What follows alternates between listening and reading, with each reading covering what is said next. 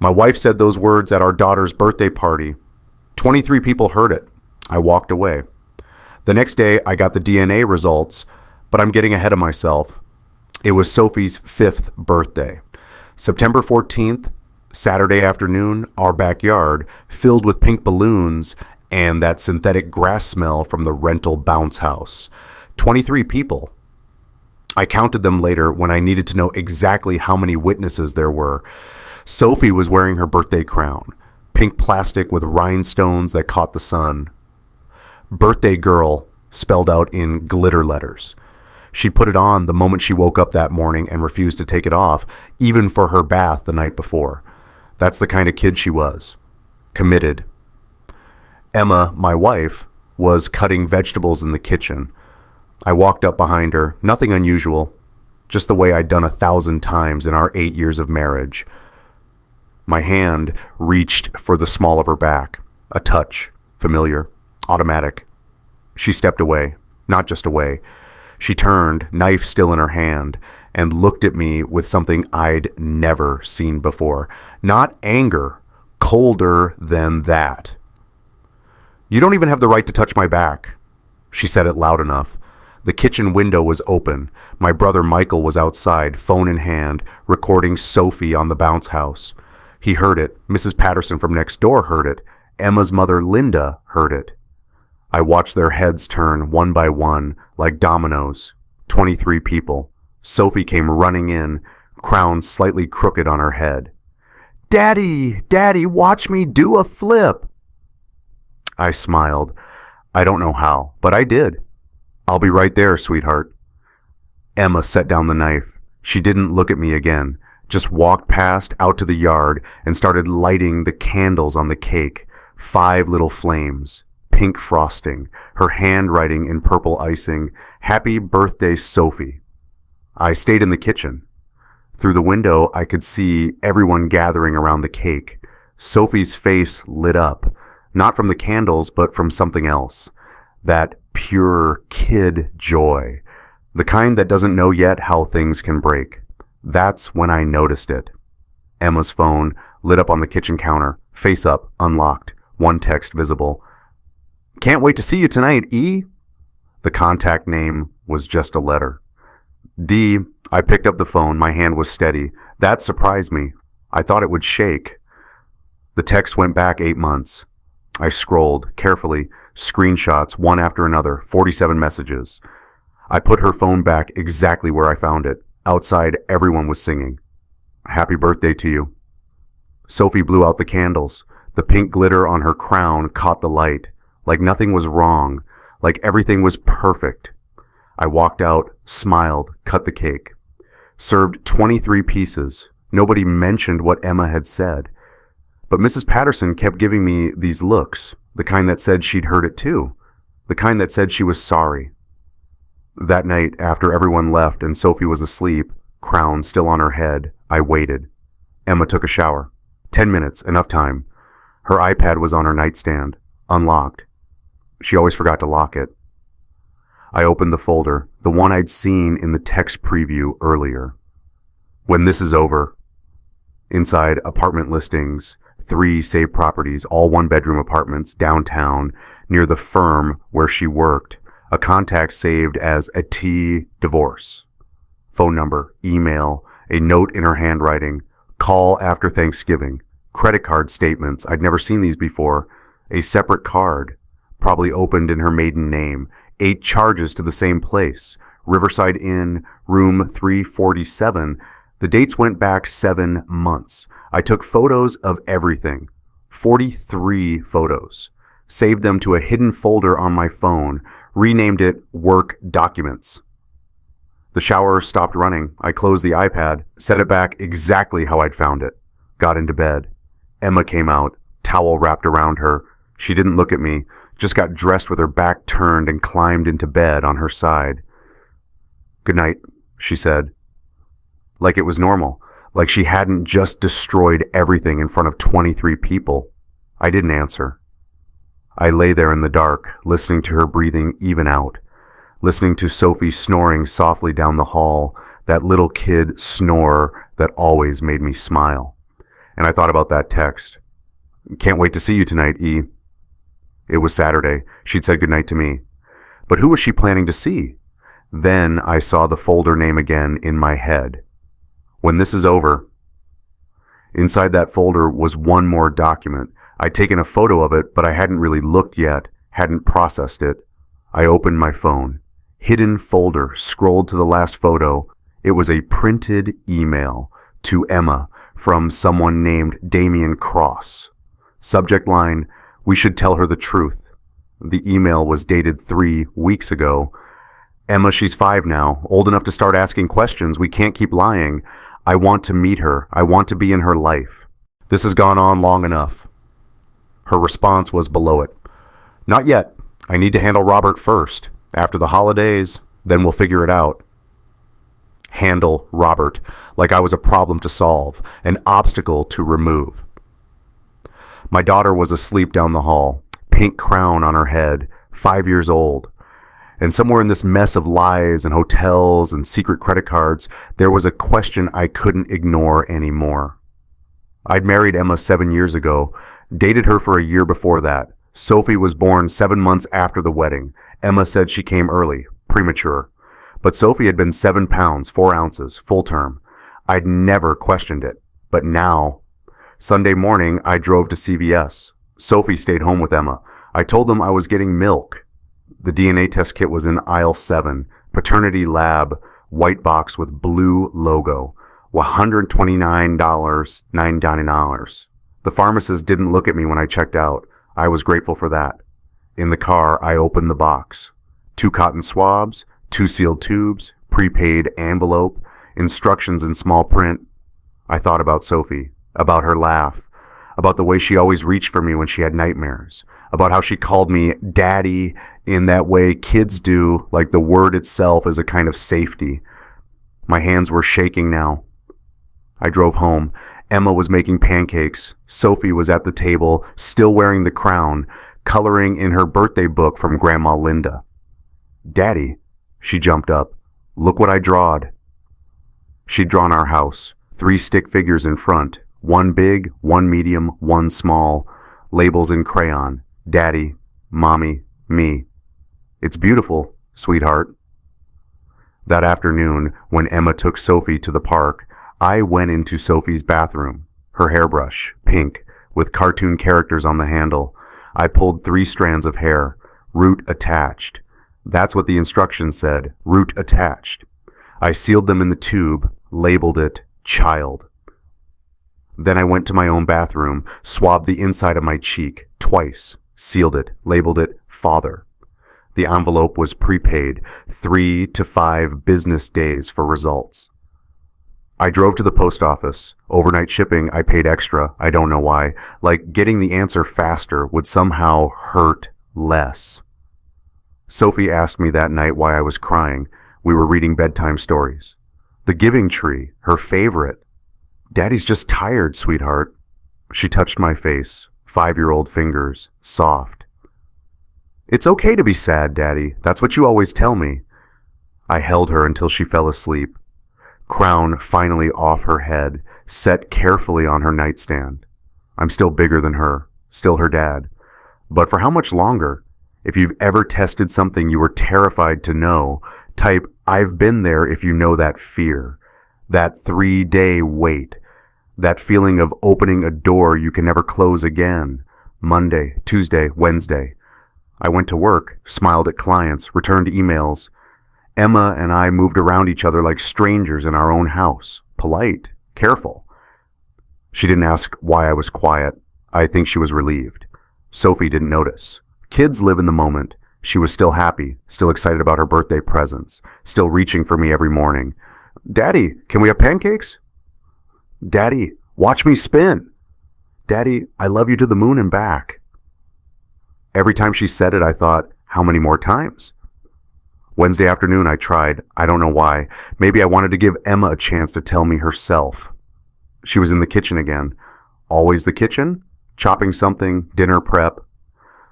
I put the printed hotel receipts on the counter, all 8 of them. Riverside Inn, room 3487. Her name on every one. Emma. She looked down, then up at me. No surprise, no panic, just nothing. I don't owe you an explanation. We're married. Are we? She set down the knife.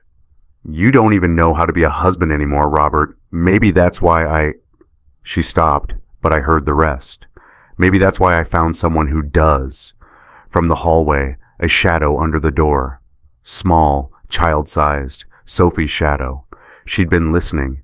The shadow disappeared, footsteps running up the stairs, door closing. Emma picked up the receipts, tore them in half, then quarters, let them fall into the sink. You have no idea what it's like, she said, being married to someone who's just there, who doesn't see me, who doesn't want me. I wanted you. Wanted, past tense. She turned on the faucet. Water ran over the torn paper. You stopped trying years ago. When? When she was born. Emma looked at me then, really looked. Everything became about Sophie, about being a father. You forgot about being a husband. She's our daughter. Emma's jaw tightened. Something flickered in her eyes, something like guilt. I want a divorce, she said, just like that. Like she'd been practicing, like she'd said it in her head 100 times and finally found the courage. Okay. I don't know why I said it. Maybe I was numb. Maybe I already knew this was coming. She blinked. Okay, if that's what you want. She stopped, started again. I want us to be civil. For Sophie, I want joint custody, 50-50. We can work it out. I nodded, turned to leave. Robert, I stopped. I'm sorry, she said. I'm sorry it came to this. But she wasn't sorry about the affair, just sorry I found out. Thursday morning, the mail came early, 9:47 a.m. I know because I'd been watching the clock. The mail carrier handed me a certified envelope. Return address, Paternity Lab Services, Phoenix, Arizona. Sophie was in the living room, cartoons on TV, Thursday morning routine. She didn't see me standing there. I opened it in the kitchen. Same kitchen where Emma had said I had no right to touch her, where she'd torn up the hotel receipts, where everything had started falling apart. The report was official. Letterhead, case number PT 8847 2024. My name, Sophie's name, both spelled correctly. I read it twice, 3 times. The words didn't change. Probability of paternity 0.0%. Below that, test conducted on specimens collected September 17th, 2024. Results verified by secondary analysis. Conclusion: Robert Harrison is excluded as the biological father of the child in question. My coffee mug slipped from my hand, shattered on the kitchen tile. Brown liquid spread across the white floor. Sophie came running. Daddy, are you okay? The crown, she was wearing it again, pink and glittery, still on her head from yesterday's pretend play. I'm fine, sweetheart, just clumsy. She helped me pick up the pieces, 5-year-old hands trying to help. I kept her away from the sharp edges. You're bleeding, Daddy. I looked down. My hand, small cut from a ceramic shard, blood on my palm. Sophie got a Band-Aid from the drawer, the kind with cartoon characters. She put it on my hand, very carefully, tongue sticking out in concentration. There, all better. Thank you, baby. She hugged me, arms around my waist, head against my chest. 5 years, 5 birthdays, 5,000 bedtime stories, 5 million I love you, Daddy, does. The report had one more page. I waited until Sophie went back to her cartoons, read the second page. It wasn't just results, it was interpretation, legal language.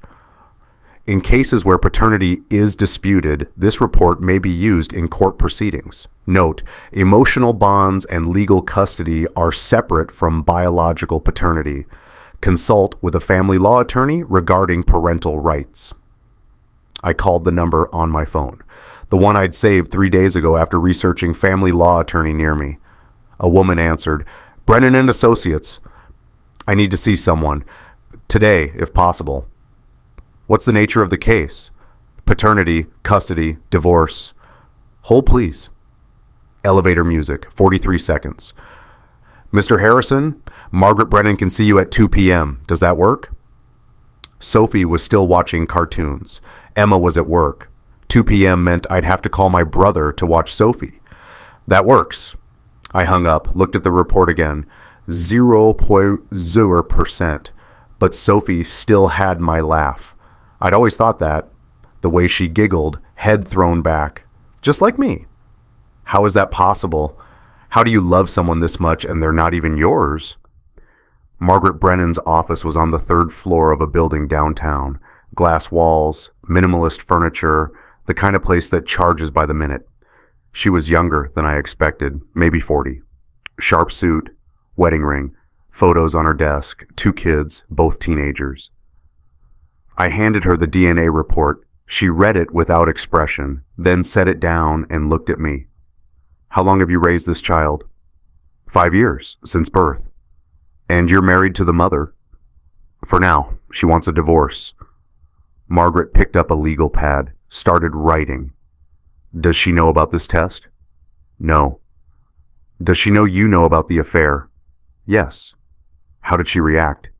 She wants joint custody, 50-50. Margaret stopped writing, set down her pen. Mr. Harrison, I need you to understand something. In this state, if you divorce your wife and paternity is disproven, you have no automatic custody rights. The words didn't register at first, like she was speaking another language. What? Legal paternity is established at birth. You're on the birth certificate, correct? Yes. Did you ever formally adopt Sophie? No, I'm her father. I didn't think... You're her presumed father, because you were married to the mother when she was born. But this test changes that. She tapped the report. If you file for divorce and Emma contests custody using this evidence, the court will likely rule in favor of the biological father if he steps forward. The room felt smaller, the air thicker. So if I leave her, I said slowly, I lose Sophie? Margaret closed the folder. Her face was kind but honest. You never had her, not legally. I don't remember driving home. Don't remember walking into the house. But suddenly I was in Sophie's room. She was at a play date. Emma was still at work. The room smelled like strawberry shampoo and crayons. Her bed was unmade. Stuffed animals everywhere. A pink canopy hung over the bed like a fairy tale. On her desk, next to the pencil cup shaped like a unicorn, was a book I'd never seen before. Construction paper, stapled on the left side. The cover was decorated with crayon, purple and pink swirls, glitter glue, still slightly sticky. Title in her careful 5-year-old handwriting, My Daddy Book. I sat down on her bed, opened it. Page 1, a drawing. 2 stick figures at the park, one big, one small. Dated 8 months ago in Emma's handwriting. Sophie would have been 4. The big figure was labeled Daddy, holding the small figure's hand. Both smiling. A sun in the corner with rays coming out. Page 2, more crayon writing. My daddy's hands are big and safe. Below it, a traced outline of her hand next to a traced outline of mine. Mine was so much bigger. The contrast made my chest tight. Page 3, a photo. Printed out and glued down, me and Sophie sleeping on the couch, my arm around her, both of us with our mouths slightly open. Emma must have taken it, maybe 6 months ago. Someone, Emma, probably had written underneath, 2 peas in a pod. Page 4, if I'm scared, Daddy makes the monsters go away. A drawing of a dark room, a bed, a small figure under covers, a big figure sitting on the edge. The big figure had a smile. The small figure had hearts around her head. I had to stop reading, put the book down, breathe. But I picked it up again. Page 5. Another handprint. This time Sophie had traced my whole hand, my palm, my fingers, then colored it in with marker, blue, my favorite color. She'd written, Daddy's hand can hold mine forever. Forever. Page 6. The last page with anything on it. Emma's handwriting, not Sophie's, dated 2 years ago. Sophie would have been 3. Someday I'll tell her the truth. but Robert is her father in every way that matters. I read it 3 times. She knew. Emma knew. 2 years ago, she knew. Maybe longer. Maybe from the beginning. And she'd written this in Sophie's book, like a confession she thought no one would ever read. Robert is her father in every way that matters. The rest of the pages were blank, waiting for more memories, more drawings, more handprints. I traced my finger over Sophie's crayon letters. Daddy's hand can hold mine forever. Still bigger than her, still her dad. But the law said different. I heard a car in the driveway. Emma's car. Sophie's voice, high and excited. "Mommy, can we have ice cream?" I put the book back, exactly where I found it. Went downstairs. Sophie ran in. "Daddy, guess what? I went on the big slide." "That's amazing, baby." Emma stood in the doorway, purse over her shoulder, looking at me with something like suspicion. "Were you in Sophie's room?" Just checking if she'd left her nightlight on. "Did she?" "No." Emma nodded, set down her purse. "Sophie, go wash your hands for dinner." Sophie skipped off. Emma looked at me. "We need to talk about the custody arrangement." "Now?"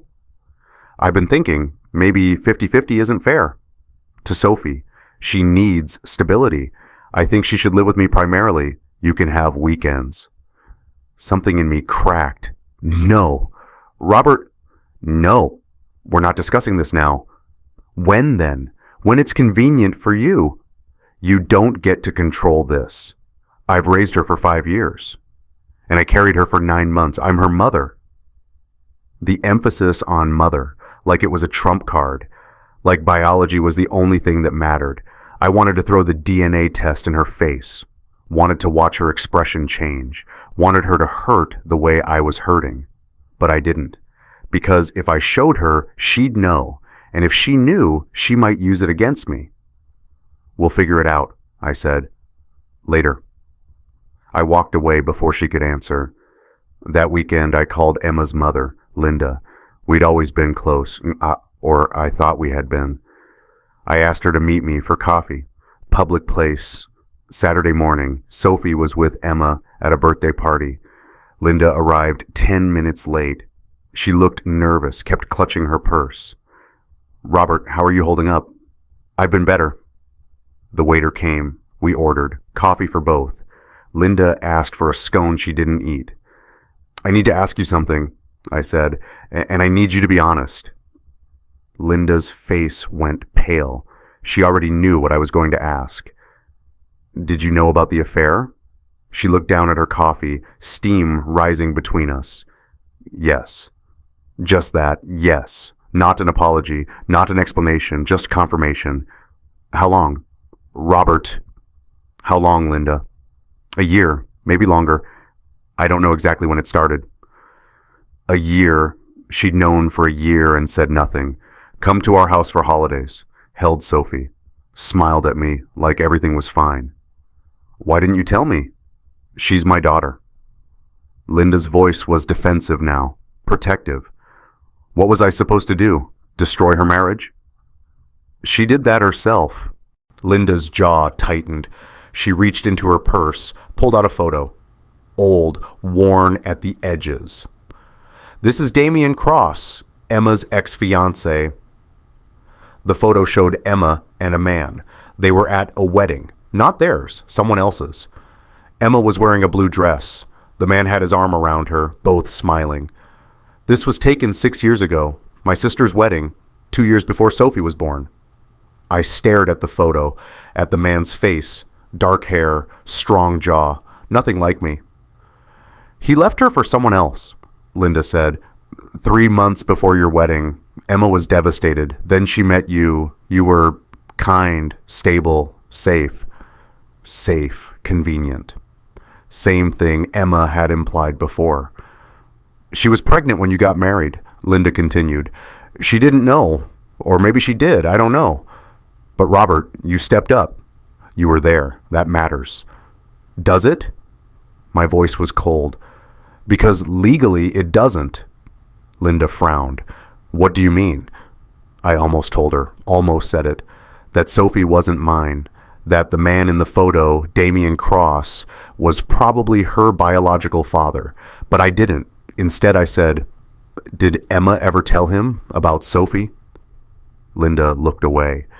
Out the window, a family was walking past. Father, mother, 2 kids, all holding hands. "No," she said, "he never knew." "Why not?" "Because Emma chose you. She chose to build a life with you, to raise Sophie with you. She chose a lie. She chose what was best for her child." I pushed back from the table, stood up. "I wasn't a choice, Linda. I was convenient. Emma said it herself, and you helped her keep the lie going." Linda's eyes filled with tears, but I didn't care. "When this comes out, and it will, you're going to have to decide your daughter's comfort or your granddaughter's happiness." I left $20 on the table, walked out, no surprise, no denial, just confirmation of what I'd felt for 5 years. So here's the question I couldn't answer. Would you stay in a lie, pretend nothing changed, to keep the child you raised, or leave knowing you'd lose her? No judgment, just curious. Comment, stay or leave. That night, I made a decision. If Emma was going to use the truth against me, I needed evidence, proof of her intentions, her character, her priorities. I waited until Sophie was asleep, went downstairs. Emma was in the kitchen, again, always the kitchen. My phone was in my shirt pocket, voice recording app already running, 13 minutes, 47 seconds. That's how long the conversation lasted. I put the hotel receipts on the counter again, the ones she'd torn up, I'd reprinted. "Emma, we need to talk about Damian."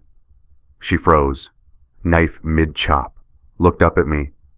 "How do you know that name?" "Your mother told me." "She had no right. Is he Sophie's father?" The silence was answer enough. Emma set down the knife. Slowly, her hands were shaking. "What do you want me to say?" "The truth. For once." "Fine." She turned to face me, arms crossed. "Yes. Damian is Sophie's biological father. Yes, I knew before we got married, and yes, I chose not to tell you." Every word felt like glass. "Why?" "Because he didn't want her. He made that clear, and you did. You wanted a family. You wanted to be a father, so I gave you that." "Gave me?" My voice was dangerously quiet, like I was a charity case. "You were a solution." There it was, the truth, stripped bare. No more pretending. "And now?" I asked. "Why tell me now?"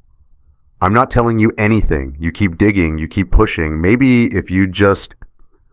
She stopped, started again.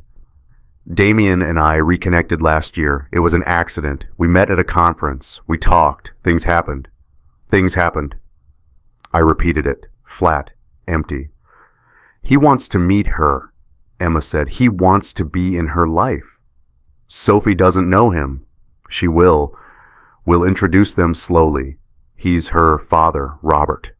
I'm her father. You're..." She caught herself, but I heard it. "You're not." "What am I then? The babysitter? The checkbook?" Emma's face hardened. "You were the man who was there, and I'm grateful for that. But Sophie deserves to know her real father, and Damian deserves to know his daughter. And what do I deserve? Supervised visitation, child support payments, whatever the court decides is fair." She'd already thought this through, already had it planned. "You want me to pay child support for a child who's not mine? You're on the birth certificate. Legally, you're responsible. And if I fight it?" Emma smiled, but there was no warmth in it. "Then I tell the court you're unstable, that you've been acting erratically, that Sophie is frightened of you, and I have witnesses, I have documentation, I have everything I need. You'd lie. I'd protect my daughter." She picked up papers from the counter, already prepared, already signed. "These are the divorce papers. Custody arrangement is on page 7. Full custody to me. Supervised visits for you. Child support calculation is $1,847 per month. Sign them. Or make this harder on everyone. Your choice." She handed them to me. for a child who wasn't mine. I took the papers, looked down at them. The words blurred. I need to think about it. You have until Monday. I turned off the recording app, 47 seconds longer than I needed. Emma went upstairs. I stayed in the kitchen, in the dark. She's my daughter. You were just the babysitter who paid bills. She'd said it. It was recorded, in her own voice, and she had no idea. The next day was Tuesday. I got the call at work. 11:17 a.m., Sophie's school. The counselor, Ms. Patricia Hayes. Mr. Harrison, there's been an incident. Sophie is safe, but we need you to come in. I left immediately. Didn't tell anyone. Just grabbed my coat and ran. The school was 10 minutes away. I made it in 6. Ms. Hayes met me in the front office. Kind face. Worried eyes. What happened? Sophie overheard something from her mother this morning at drop-off. Mrs. Harrison was on the phone. Sophie heard her say, Ms. Hayes looked at her notes. Robert is not her real father. She'll understand when she's older. The world tilted. Sophie became very upset. She had a panic attack in class, hyperventilating, crying. She kept asking if you were leaving. Where is she? In my office. She's calm now. But Mr. Harrison, she's exhibiting signs of severe abandonment anxiety. This isn't the first time she's mentioned fears about losing you. Ms. Hayes led me down the hall. Her office was small. Sophie was sitting in a chair that was too big for her. A blue elephant toy in her lap, the one I'd brought to her when she was 2, the one she slept with every night until she was 4. I'd brought it with me. Called Emma to get it. She'd dropped it off at the school without coming in. Daddy! Sophie launched herself at me, arms around my neck, squeezing so tight I could barely breathe. I'm here, baby. I'm here. Mommy said, her voice broke, Mommy said you're not my real daddy. I looked at Ms. Hayes. She nodded, gave us privacy, closed the door softly. I sat down on the floor, pulled Sophie into my lap, 5 years old, still so small. Sophie, look at me. She did, red eyes, tear-stained cheeks.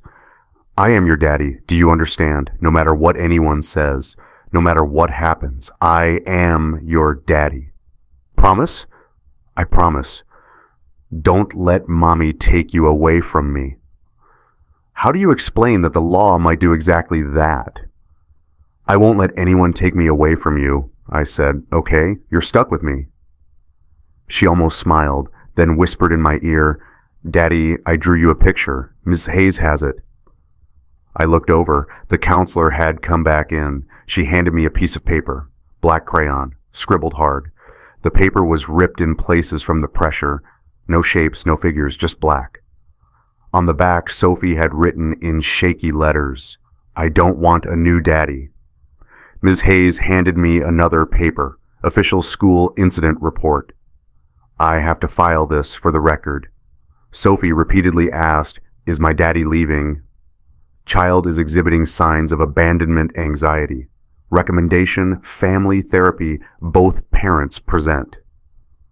I took Sophie home early. Emma was at work. I called her. Your daughter had a panic attack at school. Is she okay? No, Emma, she's not okay. She heard you on the phone saying I'm not her real father. Silence on the other end. I'll talk to her. You've done enough talking. I hung up.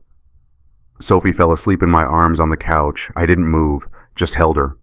The blue elephant squeezed between us, still bigger than her, still her dad. But maybe not for long. 3 days later, I got a text from an unknown number. We need to meet. Coffee, tomorrow, 10 a.m., Starbucks on 5th. Damien Cross. He knew my number. Emma must have given it to him. I texted back, fine. I called Michael, my brother, told him to meet me there, 10 minutes early, just in case. Damien Cross walked in at exactly 10 a.m. I recognized him from the photo Linda had shown me. Taller than I expected, expensive suit, confident walk, the kind of man who was used to getting what he wanted. Michael was at a corner table, watching, recording on his phone, discreetly. Damien sat down across from me, didn't order anything, just pulled out a folded paper from his jacket pocket. Robert Harrison, that's me. I'm Damien Cross. I think you know why I'm here. Enlighten me. He unfolded the paper, slid it across the table. It was a typed statement, professional, prepared by a lawyer. I'm Sophie's biological father. Emma and I have reconnected. We're planning to get married. I want to meet my daughter. I want to be in her life. I read it, every word. Then looked up at him. Have you asked Sophie what she wants? He blinked, like the question confused him. She's 5. She doesn't know what she wants. She knows who her father is. Biologically, that's me. He pulled out another paper.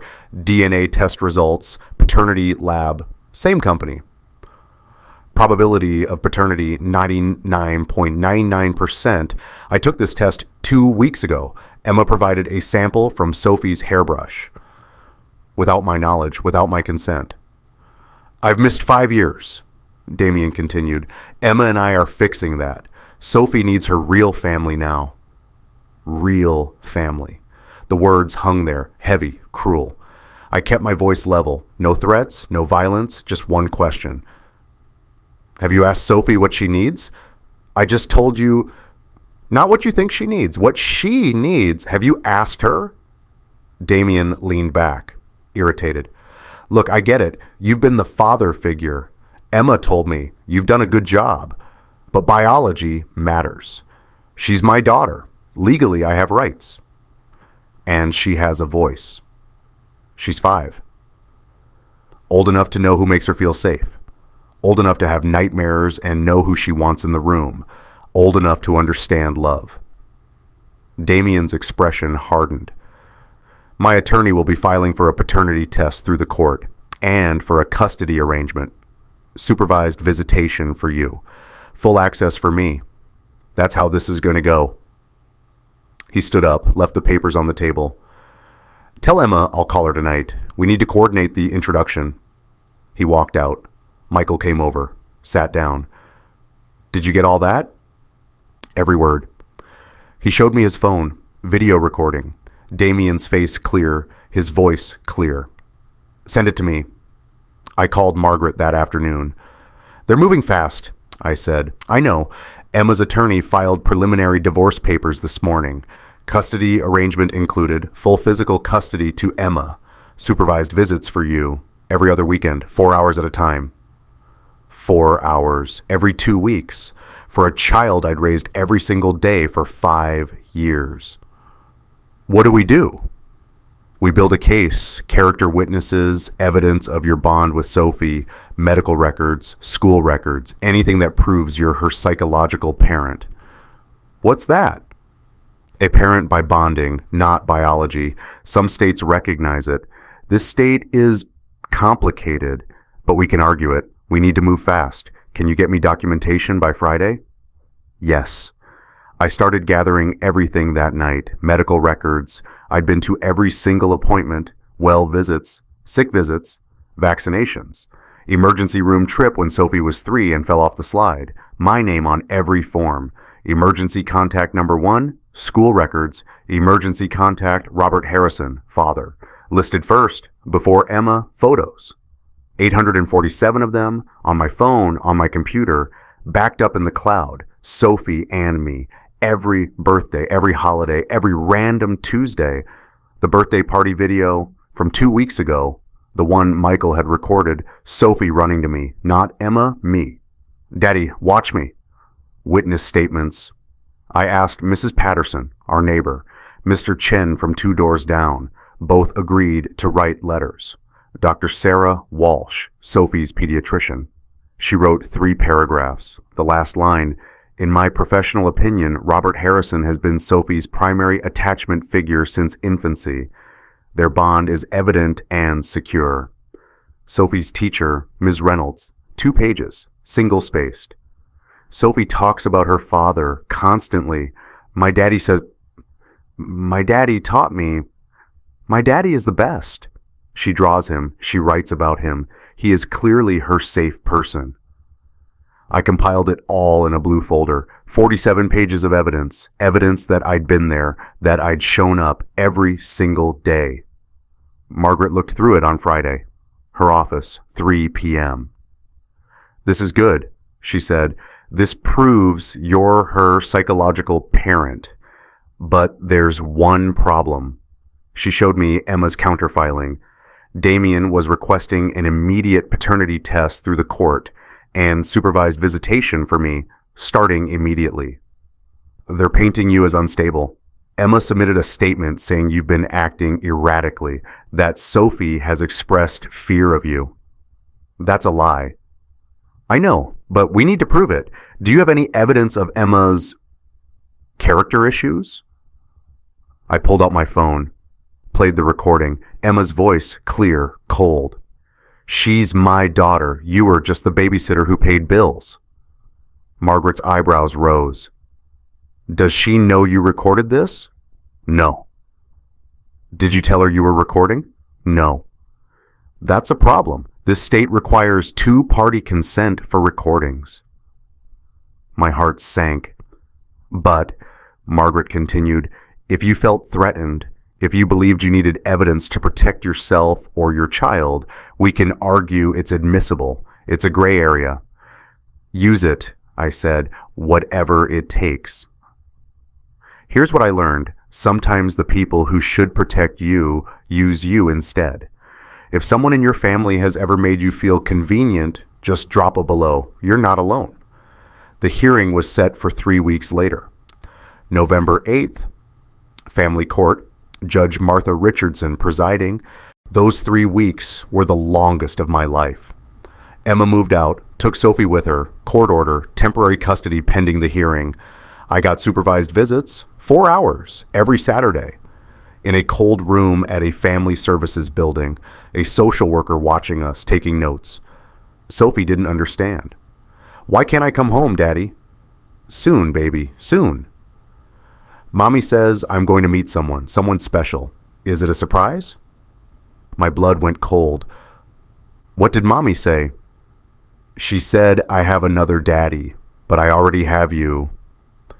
I held her. The social worker didn't stop me. "You do have me, always." "Then why can't I come home?" I couldn't answer that.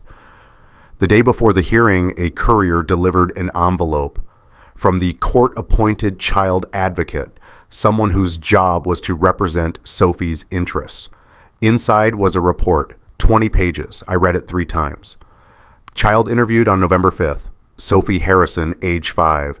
Child is verbal, engaged, appropriately developed. When asked about her father, child referred to Robert Harrison as Daddy 43 times in a 20-minute interview. When asked about biological father Damien Cross, child referred to him by first name. When asked, "How would you feel if Damien became your new daddy?" child became visibly distressed. Quote, "I don't want a new daddy. I have a daddy already." The report continued. Child shows secure attachment to Robert Harrison. Shows anxiety when discussing potential loss of access to him. Recommendation, child's existing bond should be primary consideration in custody determination. At the bottom, a note.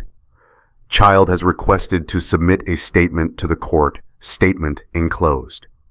There was a sealed envelope, smaller. Child-sized handwriting on the front. To the judge, from Sophie. I didn't open it. It wasn't for me, but I knew.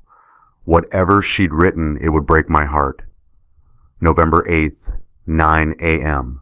I wore my best suit. Margaret met me outside the courtroom. "Are you ready?" "No." "Good. That means you care." We walked in. Emma was already there, with her attorney, with Damien. He was wearing a suit, too. We matched, like we were competing for the same job. In a way, we were. Judge Richardson entered, late 50s, gray hair pulled back, reading glasses on a chain. She looked tired. Case number 2024 FL8847, Harrison versus Harrison, custody determination and paternity dispute.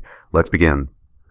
Emma's attorney went first, presented Damien's DNA test, 99% probability of paternity, requested full custody rights for biological father, requested supervised visitation for Robert Harrison, claimed Sophie needed stability and truth.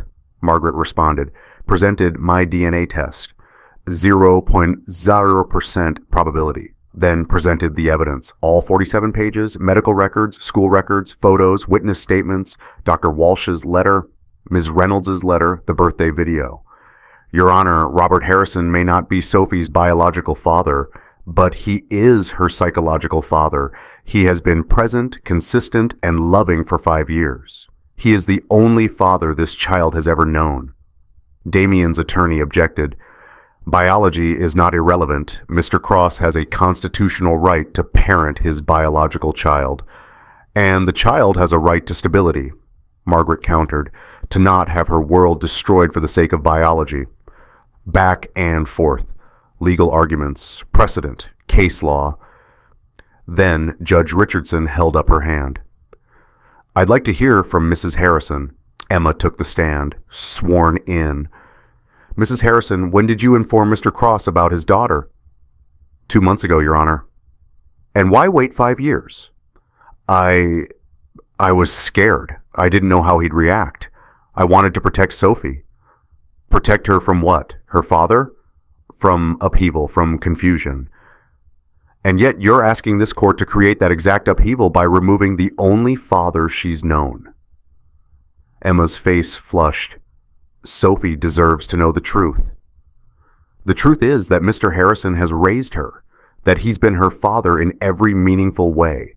Isn't that also true? Yes, but what? Emma glanced at Damien, then at me. But he's not her real father. Judge Richardson's expression didn't change, but I saw something flicker in her eyes. Thank you, Mrs. Harrison. You may step down. Then she looked at Margaret. I understand the child advocate has submitted a report. Yes, Your Honor, and the child has requested to make a statement. Very well. The bailiff handed the judge a folder. She opened it, read the advocate's report, then opened the smaller envelope, the sealed one, from Sophie. Judge Richardson read it silently first. Her expression softened. Then she looked at me, then at Emma, then at Damien. Mr. Harrison, she said, your daughter wants to speak to you. She's asked the court to tell you. Her voice caught. She looked down at the letter again, then read it aloud. Dear Daddy, please don't go away. I don't need a new daddy. I already have the best one. Love, Sophie. P.S. My heart is shaped like yours. The courtroom was silent. My vision blurred. I couldn't breathe. Margaret's hand was on my arm, steady. Judge Richardson set down the letter, took off her glasses. Biology, she said slowly, is a fact. But it's only one fact, and in matters of children, it's not always the most important one. She looked at Damien. Mr. Cross, you have a biological connection to this child. That is undeniable. But you have no relationship with her, no history, no shared memories, no bedtime stories, no scraped knees you've bandaged, no nightmares you've soothed. She looked at me. Mr. Harrison, you have all of that. You have been her father. You are her father, in every way that the law should recognize and protect. She picked up her gavel. It is the determination of this court that Robert Harrison is Sophie Harrison's psychological parent. That bond will be protected. Primary physical custody is awarded to Robert Harrison. Emma Harrison is granted supervised visitation pending completion of family therapy. Damien Cross is granted the opportunity to establish a relationship with the child, but only with the child's consent, and at a pace the child determines comfortable. The gavel struck. This court is adjourned. I couldn't move, couldn't process. Margaret was talking, but I couldn't hear her. Emma was crying. Damien was shouting at his attorney. But all I could think about was Sophie, about her letter, about her words. My heart is shaped like yours. 3 months later, Sophie asked me if she could change her middle name. We were having breakfast, Saturday morning, pancakes, her favorite. Why, baby? I want it to be Harrison, like yours. You already have my last name. I want more of your name because you chose me and I choose you back. I had to put down my fork, look away, blink hard. Yeah, baby, we can do that. The adoption papers came through 2 weeks later. Emma signed them, part of the custody agreement, part of saving herself from fraud charges for putting my name on the birth certificate without my knowledge. Damien never pursued a relationship with Sophie. He married Emma anyway. They moved to another state. I heard about it from Linda. Sophie sees Emma once a month, supervised by me. Emma tries. I'll give her that. But she's not the parent Sophie needs anymore. Maybe she never was. On Sophie's 6th birthday, she gave me a present, a frame. Inside was the handprint from her daddy book, the one where she'd traced my hand. She'd colored it carefully. Blue, my favorite color. Underneath, she'd written in her now neater handwriting, Daddy's hand can hold mine forever. It hangs in our living room now. Next to her adoption certificate, legal name Sophie Grace Harrison, middle name changed to Grace, her choice. She said it sounded pretty, but she kept Harrison. Sometimes people ask if it bothers me that she's not biologically mine, that I'm raising another man's child. I tell them the truth. She's not another man's child. She's mine. Not because of DNA, not because of biology, not because a test said so, because I showed up every single day. Every nightmare, every fever, every scraped knee, every bedtime story, every I love you, Daddy. I showed up, and she chose me back. I'm still bigger than her, still her dad. But now it's on paper, in a frame on the wall, in a middle name she chose herself, and in every way that ever mattered. Family isn't always blood. It's who shows up, who stays, who loves you when the truth is hard. If you found your family in unexpected places, foster parents, step-parents, chosen family, found family, share your story below. We see you, we are you, and your story matters. Because at the end of the day, love isn't something you inherit. It's something you build, one bedtime story at a time.